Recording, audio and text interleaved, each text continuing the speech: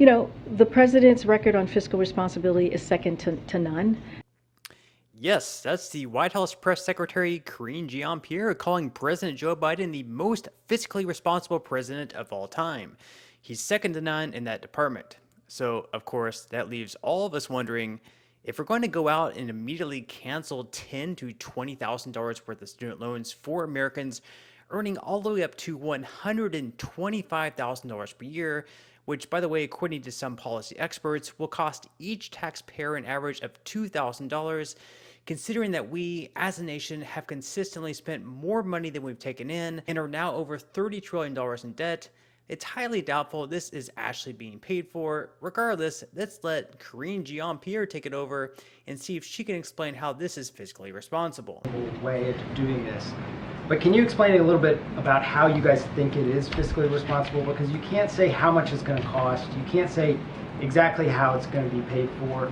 And you can't say exactly who is paying for the cost. I get how you're arguing that it helps certain populations, but how is it fiscally responsible? I mean, the way that we are talking about it and what we're trying to say is the actions that we have taken, and you see this with the way that the deficit has been reduced. We have taken just the last 19 months. And I see that look that you're giving me there. Well, I hear the argument that you have taken previous fiscally responsible actions that give you more wiggle room to be it gives us no. We see this. We do not see this as irresponsible. So yeah, we're not getting a whole lot of confidence from the press secretary there. But what about the education secretary, Miguel Cardona? Can he or will he even acknowledge how much this will end up costing? Let's have a listen. How much does this cost?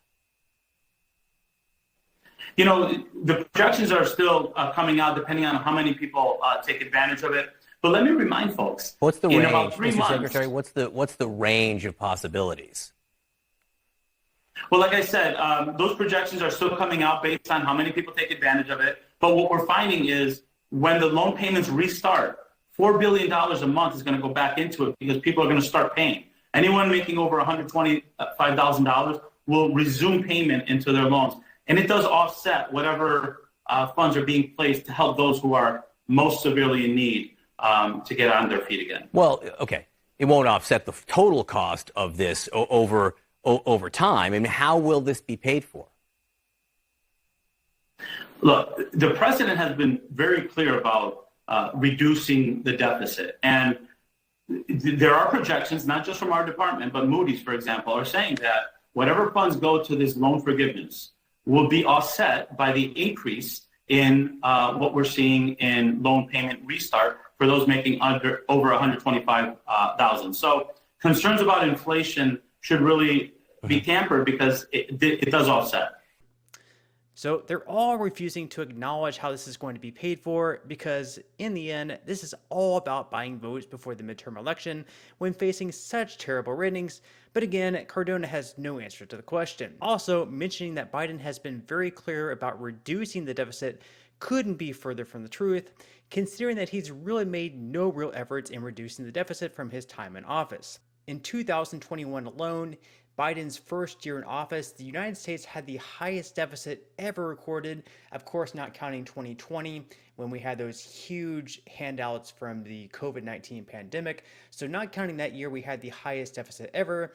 So it's really hard to see how Biden is extremely motivated to reduce the deficit in this nation. And of course, if it were up to Joe Biden, we would have spent even more money by passing what could have been anywhere between $4 to $6 trillion in the Build Back Better bill. So really, if not for Joe Manchin and Kyrsten Sinema blocking that bill saying, hey, we can't spend that much more money, we probably would have ended up passing that in a reconciliation bill with only Democrat votes, and we would have even higher inflation. So we really have to be real about this. President Biden never had any intentions about reducing the deficit. And once again, if it wasn't for Joe Manchin pretty much blocking that bill and then bringing the price tag and then eventually the bill falling apart, and then of course several months later saying, hey, we probably should spend more money and pass a climate energy bill called the Inflation Reduction Act, which actually doesn't reduce inflation, we probably would have spent a lot more money. But let's see what other people think about this student loan bailout. Sure, it's a great thing for students who have less in loans to pay now, but how do other people who perhaps paid off their loans or maybe chose an alternative route so they didn't have any debt at all, how do they feel about having to now foot the bill for people who went to school, including those going to prestigious universities such as Harvard? You will pay for it one way or another. National debt goes up. This is going to make it go up. We're not even going after our debt. I pay for my student loan and everyone else should pay for theirs too. If you go to school, then you should probably pay for it. I did the same. What they all say is right on the nose, and I totally get it. If you're 17 or 18 years old, you may feel like university is the only way to go, so you're sort of suckered into taking out thousands of dollars in loans, and then maybe not picking the best degree that's going to land you a good job afterward to pay off those loans. I totally get it, but again, by canceling thousands of dollars in student loans, are we really fixing the root of the problem? Are we fixing the affordability of college issue? Are we fixing the problem of maybe educating these kids a little bit better on what degrees they should pick? Because you know, if you're going to school for some gender theory or something like that, are you really going to be able to land a job that's going to be able to pay off a $50,000 or $60,000 loan? In most cases, no. Now, plus President Biden really isn't delivering for anyone here other than those who were able to go to universities. Other Americans currently working who never went to college or maybe already had their loans paid off, and especially those on fixed income such as Social Security, aren't going to be receiving a dime from this. And so Chris Wallace, I think he puts it best here, saying that if you're a working class person who never went to college, you're not going to get any of this $300 billion. If you're a working class person who never went to college, you're not going to get any of this $300 billion it's going to cost the government. And there's also the concern about inflation. Larry Summers has probably been more accurate about projecting inflation than anybody else. Says, look, these people that were going to be spending that, paying off their student loans, that's more money in their pocket. They're going to go out and spend. That raises demand. That raises prices. That raises inflation, which it may well be the number one concern, certainly the number one economic concern of most Americans, according to the polls. So it didn't deliver for them. And finally, there's the inflation issue. With inflation still running hot at 9% year over year, even though we didn't have a change from June to July, we can really only expect inflation to get worse from here. So this is a lot of money. And there's a lot of money coming out and getting dumped on the economy at a time when, of course, we don't need it. It's precisely the kind of thing, the kind of policy that caused the inflation crisis that we're in.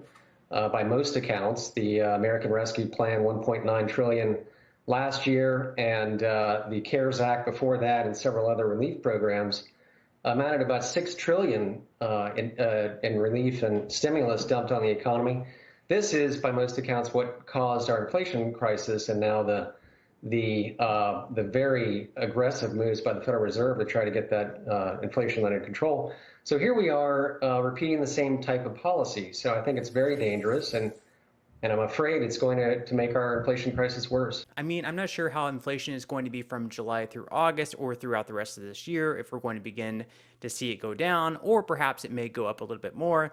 But now that we have all these student loans completely forgiven, we're basically going to have people who had these loans, which is quite a bit of people, they're now going to have anywhere between $10,000 to $20,000 more in money, I guess, freed up that normally would have had to have gone to these student loans. Now they're freed up, so they're going to be able to spend this extra money. What that does is it's going to drive up demand in products. And then, of course, we're going to have more demand in the supply, which is going to cause higher prices and, yes, higher inflation. So, unfortunately, it's going to be something that's going to continue impacting us for over the next year.